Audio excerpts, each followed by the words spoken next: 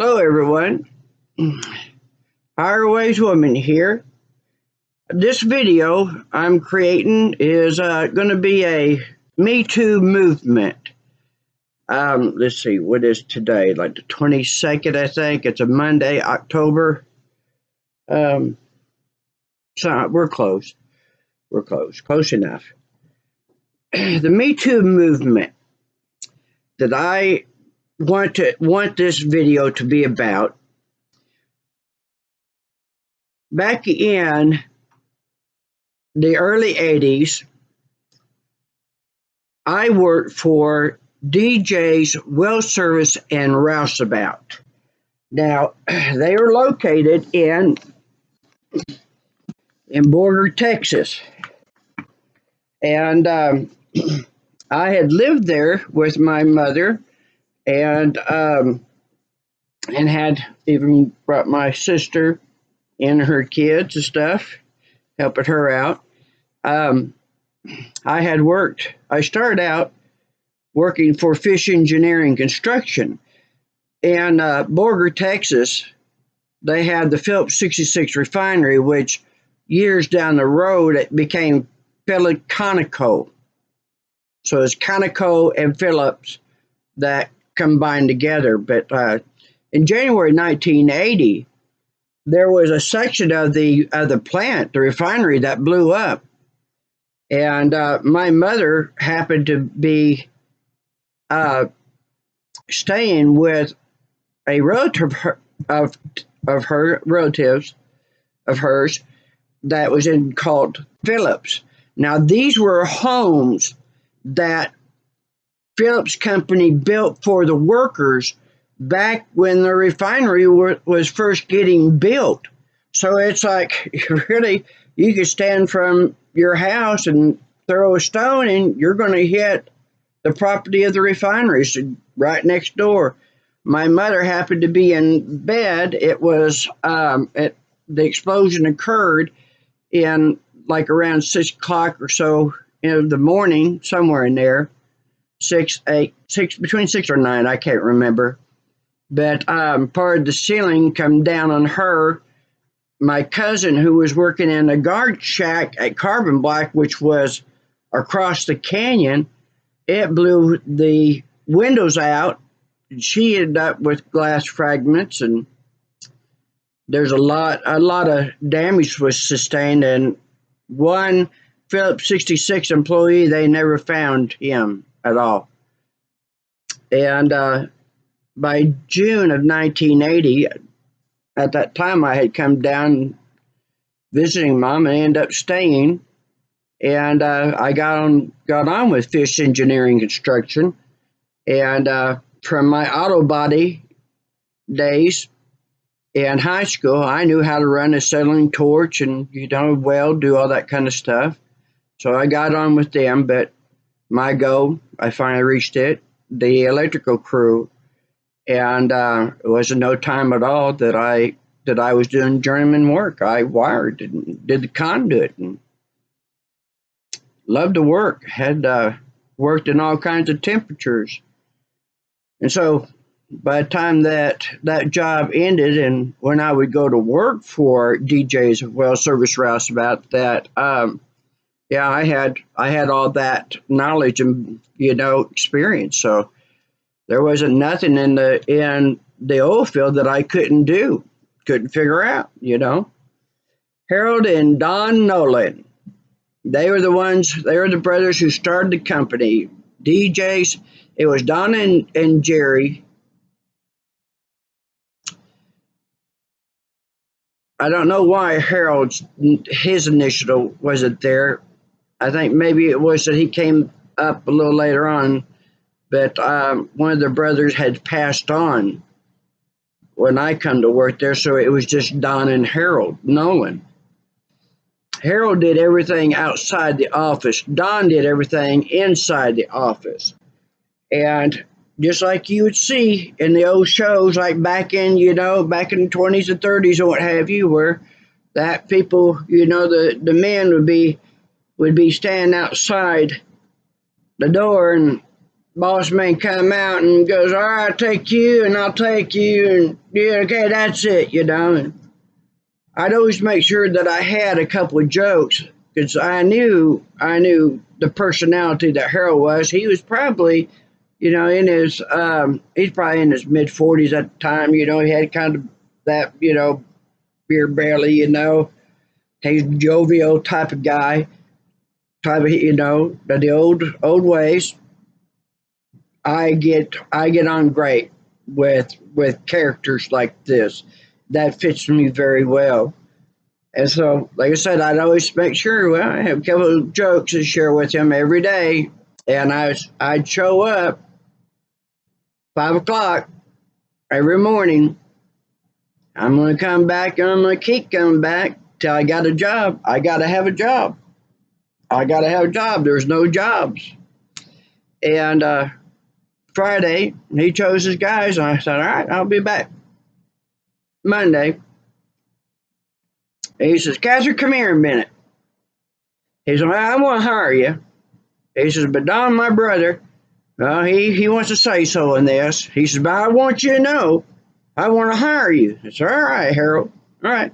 He says, got to come in here and talk to Don. I said, okay. All right. So I'm standing, and Don is going,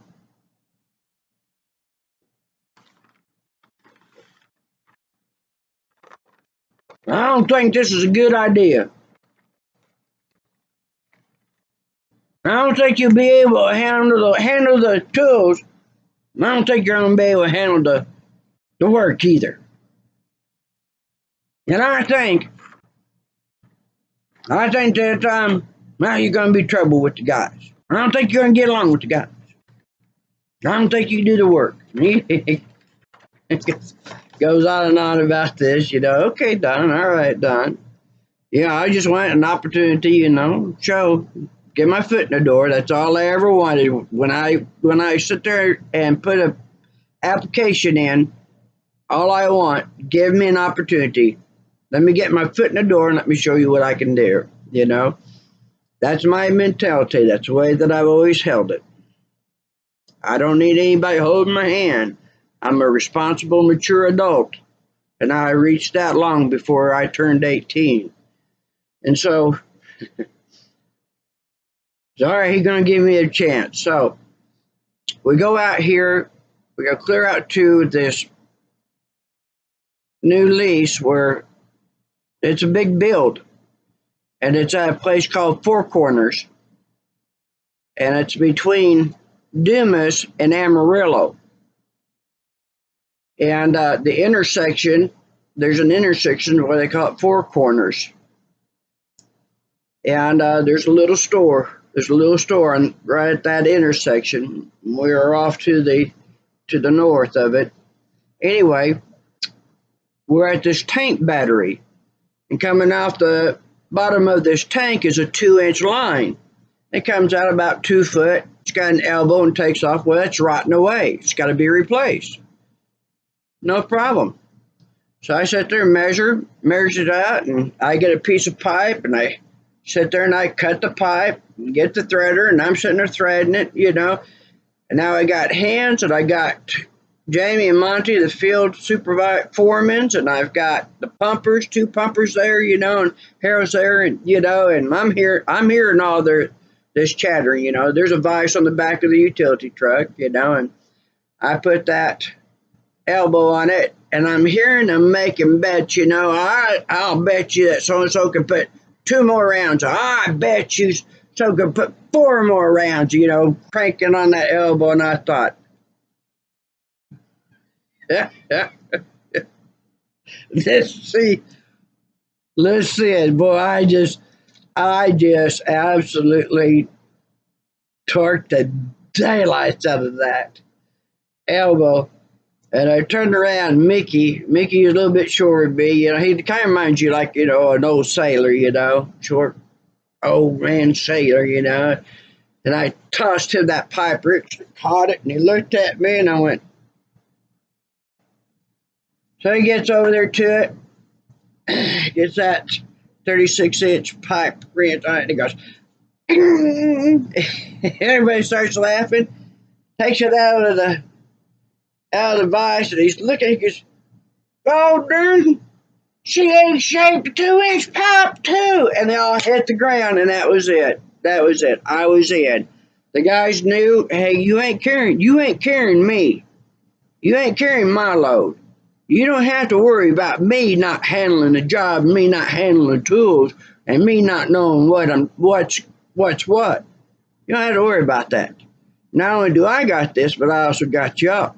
Well, I don't think it's going to work out. I think it's a bad idea. Well, in 4 months, I was running crews. I was a foreman. I was making $5 or $25 an hour. And Nolan kept promising me, a raise. He's going to give me a raise. He's going to get me after going to give me a raise. Always promised to do it. Never came through. I even sat there and told him, I said, Don, since I'm a foreman, all your other foremans are wearing company uniforms. I'd like to have some company uniform. No, I ain't going to do that. Well, all the other foremans are getting it. Yeah, mine putting out the expense. The extra expense. These guys are making up to $25 or more an hour. What extra expense is there? They sit there. I'm going to tell you. Let me put out the numbers to you. All right. Say that one foreman is making $25 an hour.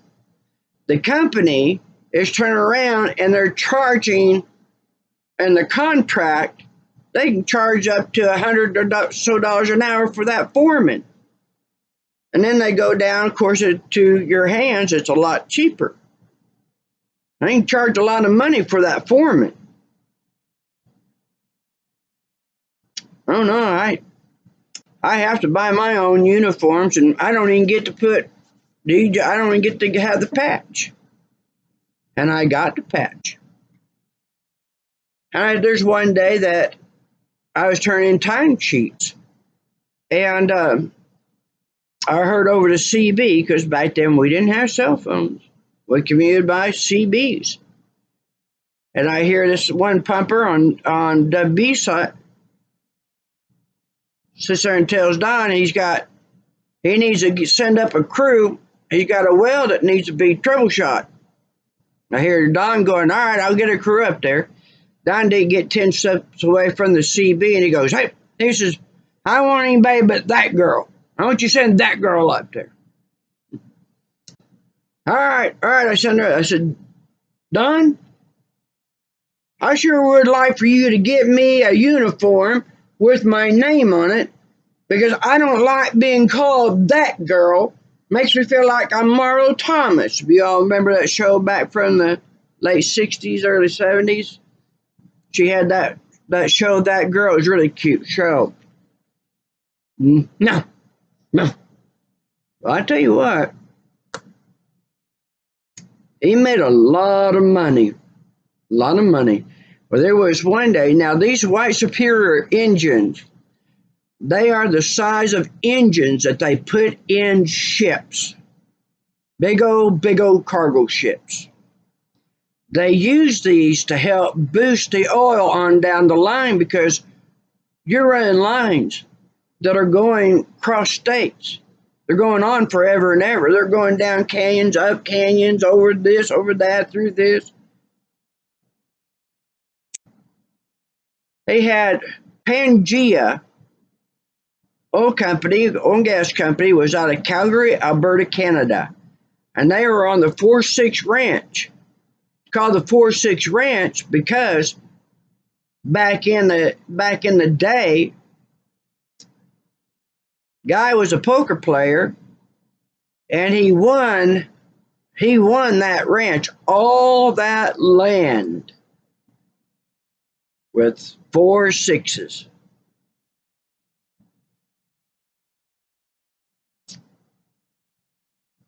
So now Pangea Their mentality was if you didn't do what they wanted, when they wanted, how they wanted, how fast they wanted, well, there's a whole bunch of companies that'd be more than happy to take your place. And so when I heard that he was sending Mickey out, Mickey and his crew, to do this job from Pangea, the company's in trouble. You're going to lose that contract. But, hey, not my problem. Well, it soon would be, because Jerry, I was sitting there, I remember this, I had my truck in front of the shop. I was doing the tune-up on the truck. And I had the spark plug wires, rotors, I'm doing a tune-up on it. And he's like, he gets on the CB, tells me I need to call my crew and get up there right then and get on this job, finish getting this engine plumbed in, up and running. What I got? Right, I got everything tore apart. Put it back together right now and get on up there. All right. This is about around noon. So I get my hands. We go up there, and we work till about when it started getting dark. Okay, we don't have any lights set up, so we called it a day. And I knew by the next day I'd have it done. And we got up there about, I don't know, 7, 8 o'clock in the morning. And it was around 2 o'clock that Harold Nolan showed up. He's pulling a big old barbecue grill, and he's got these big old coolers, and he's got thick ribeye steaks, and he got a whole bunch of, he got sacks of potatoes and onions and tubs of butter and everything else. And he's over there dicing all this up, onions and potatoes, and puts half of butter and put it in foil, and he had a whole bunch of them done up. A bunch of steaks. I mean, I tell you what, oil field barbecues are the best. They are the best. My God. Awesome. And by the time that everything was done and ready to eat, I fired that engine up. Boy, she is purring up a storm too. There you go. Done. So actually, it took me, I think about a total of 10 or 11 hours, something like that. Total, had it finished. If Mickey kept working on it, it would have been several more days. And so I saved that job, saved that contract. And that was a high dollar contract. And so now then, okay, I'm out on a lease, and Lori, who's the secretary, she gives me a call, tells me that John O'Brien with Pangea's wanting me to give him a call, and she gives me a phone number. I said, all right, Lori, I can give him a call when I get in. All of a sudden, Don's on the phone. I don't want you making that phone call until you come talk to me. You understand? Okay, Don, will do. So I go in, I sit down. He goes, do you know what this phone call's about? I said, well, got a pretty good idea. What do you think it's about? I said, well, I imagine that he probably wants to offer me a job. Well, you tell me, Catherine, how is it that you, out of all my employees that I have, out of all his employees, now catch that wording, out of all my employees, how is it that you can hurt me the most? You ain't got anybody to replace me. That's right. Meaning that he doesn't have anybody that has the reputation that I've got and that I've made for his company. Meaning there's nobody that these corporations trusted as they trusted me.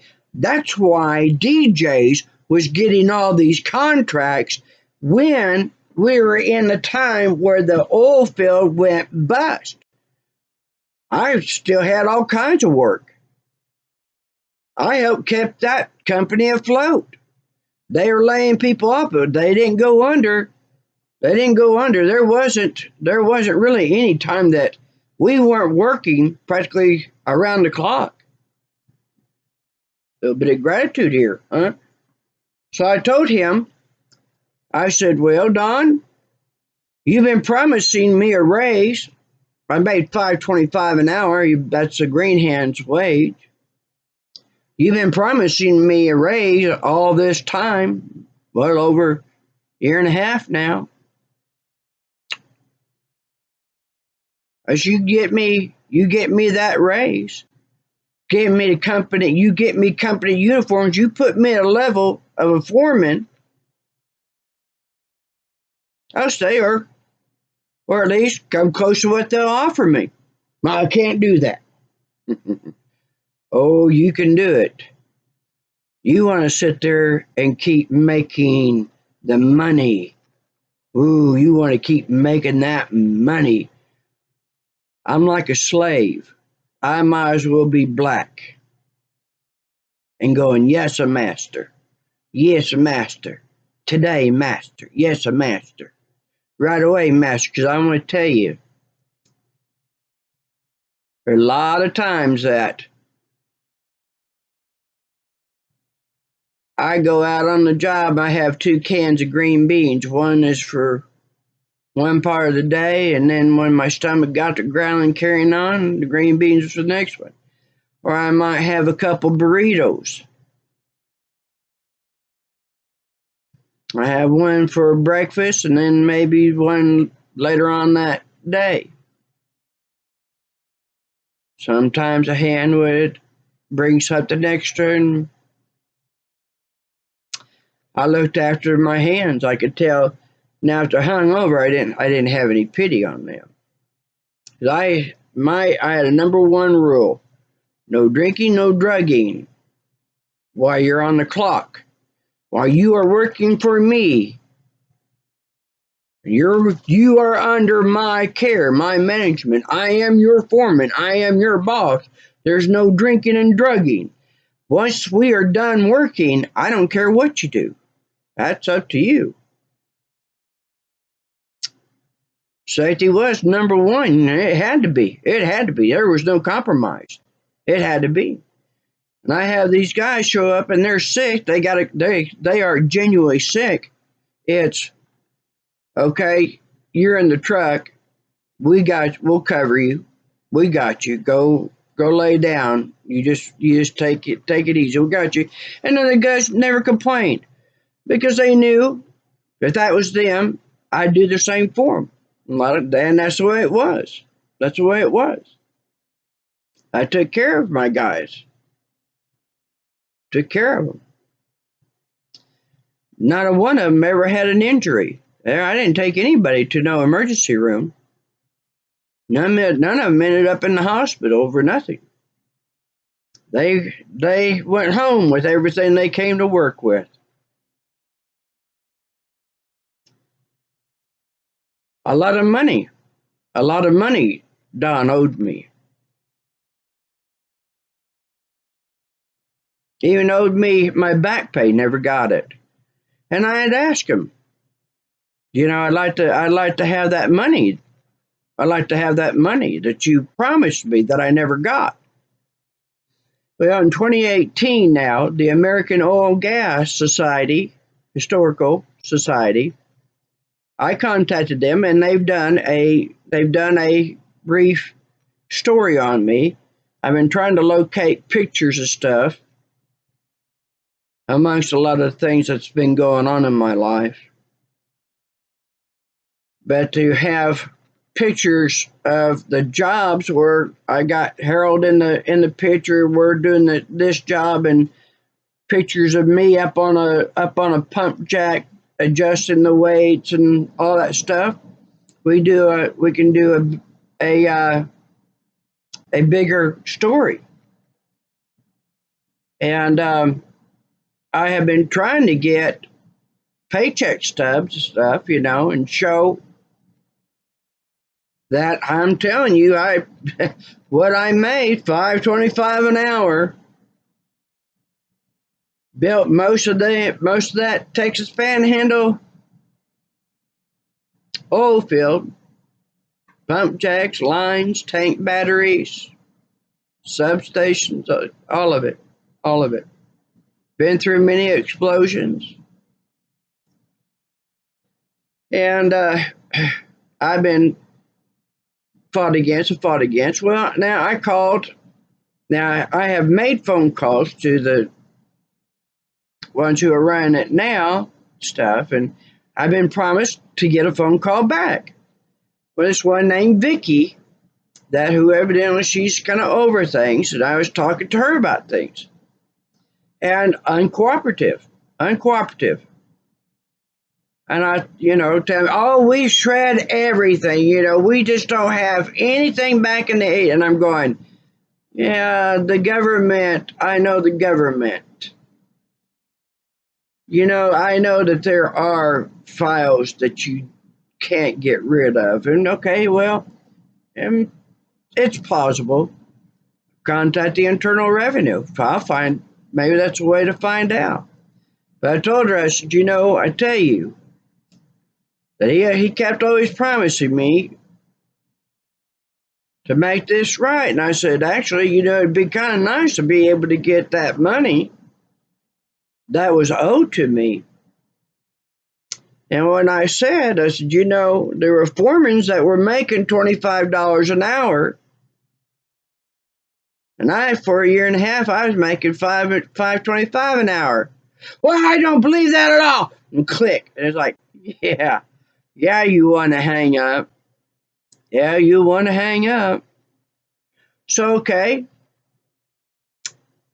How many women out there that are Me Too, that you profited a company so well, and they took advantage of you so badly? I would like to hear your stories, and I don't care what it is in, because I tell you, I am so sick and tired of this taking advantage of women. It just seems like, when is it ever going to really end? Because it was starting to get better. But now all of a sudden, in the last few years, man, this has really gotten bad. It ain't getting better. It seems like it's getting worse. And so I'd like to find out. Let's use this as a census. And really, if women can sit there and sue a man for sexual harassment, because I tell you one thing that happened to me, that one of his hands, and I wish I could remember his name. I can remember that he drove a Chevy Blazer. It was a 70s Blazer. I can describe you detail what this guy looked like. I can't remember his name, but he slipped me a date rape drug. And fortunately, that I took a very small sip of it, to where that the way that I felt, because I wasn't a drinker. These guys could sit there and slam, put those beers and drinks. I wasn't like that. I could have one drink and it can last me all night long, and I may not even finish it. And I took a little sip of that, And we were on the clock.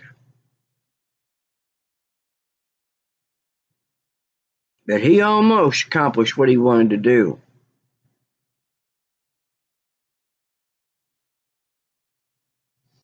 And there are women that are able to take these men for sexual harassment, go, oh yeah, 20, 30 years ago, oh, he grabbed my butt, or he grabbed my boob, or he made this, did something. And they're able to take them to court and get settlements. Okay, how about us women who have been taken advantage of financially? Prejudice. This is prejudice. So we have been actually financially raped. How about us being able to go back and say, yeah, they sat there and took advantage of that I was a woman. I didn't have the same rights as all those other men, but I did the exact same work, but I even did it better because DJs of Well Service Roustabout survived and flourished when all the other ones were going down. So yeah, a little bit more. I got a little bit more weight on this. I don't like a woman sitting there wanting to betray a woman. She's a female, not a woman, because a woman doesn't betray a woman. A female will betray a woman and she'll betray a man, just as a male will betray a man and a male will betray a woman. So, I want to tell you this. I will put it down in the description. I will give my birth name, as that's no longer my name, but you can go. I'll give you the site that you can go to on the American Oil and Gas Historical Society, and you can read it so that you know I'm telling you the truth about this, because I'm no liar. I've never been a liar my entire life. No way. I'm a pure soul. I believe in the truth. You tell the truth. And I've got a good reputation for that, and I don't let anybody come in and dirty my name, and they're not going to sit there and ruin my reputation. I sure would like to have that money. I sure would like to have what belongs to me. Because I sure got several males that sure do owe me a lot of money, and I'm tired of green beans.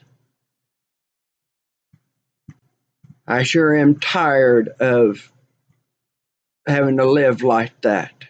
Why they all made off so well from me. Because I've got people here where I live who owe me a lot of money. And I'm not talking about $100,000 or $200,000. Once you add it up into the millions, they owe me a lot. And they always like to do things, lie about good people. So, well, that justifies them not having to pay their debt to you, right? Okay. So I want to get this started. I'm going to stop right here, get this going. I hope you're staying safe and well. Careful with the vaccines. Be very, very careful with them. I am not for vaccines. That's my preference. I was in medical school. I hold a couple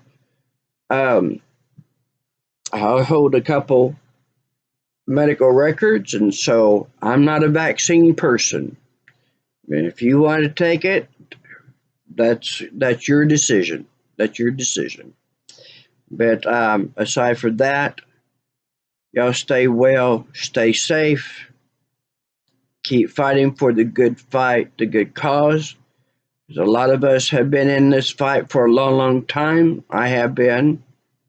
Also in 2018, I was able to get Oklahomans their pain medicine back to them, but I'm finding it very interesting that I am not finding my name and with who in giving the acknowledgement for making that happen. You know, the one thing that when I was growing up, I I really hated reading these stories about women who would invent things or write great stories or whatever it was, you know, and we're not allowed to have their name on it. It had to be a man's name. Even the woman who was a Hollywood actress who developed the the technology for a missile that could be driven right into a target. I sat there when I was growing up. I was going, please, God, don't let me be one of these women. Please. I understand what they went through. I hurt for them. I hurt for them so much. But please, not in this lifetime. Don't make that happen to me, because I grew up with a father who was, there's only one job for a woman. Oh, Dad, what's that? Be a secretary. What? Yep. And a woman's going to work outside the house, there's only one job, and that's to be a secretary. So, Dad, I've been an iron pipe welder, apprentice. I have built some of the fastest street racers, an auto body technician. I have been a certified high-profile security officer. I can carry whatever weapons a company wanted me to. I've been the first woman to be a Roustabout FOREMAN. I went in to become a doctor, hold 2 records in medicine, and I was a quality control inspector for one of the biggest beef processing plants, IBP, quality control inspector, right on that line. So, Dad, what do you think about there's only one job for a woman, and that's to be a secretary? What do you think about your secretary? So when my father came up with prostate cancer, who was it that saved his life? No, Dad, don't do the treatments. Don't do it. Don't do it.